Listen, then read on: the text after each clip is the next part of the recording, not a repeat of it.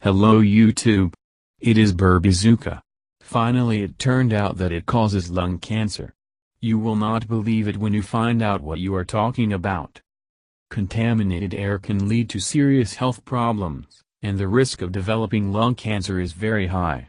It is generally believed that smog, smoking, working in mines and genetics are the main causes of lung cancer. However, it is not. In addition, contaminated air can also lead to lung cancer. The height at which you live is an important aspect related to the air you breathe. If you live in the lowlands, then the air is denser, which means richer oxygen. But it is harmful, and you will be shocked to learn that it is really dangerous for your health. We regard oxygen as an important element of our body. Our body converts food into energy, which is a metabolic process known as oxidation. This process fills the body with free radicals, and this can actually lead to cancer.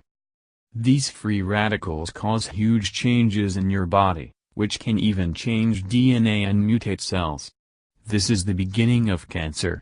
In this case, your lungs are on the first line to get influenced due to free radicals. This is a natural process, although it sounds terrible.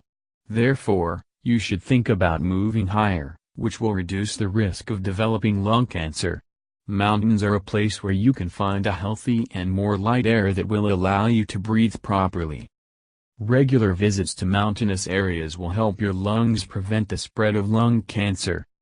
So, take a risk and plan a trip to the mountains, live near nature and remain safe from lung cancer.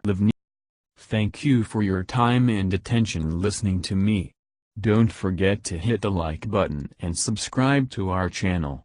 You can also click the bell sign to be informed about new videos. Have a great day.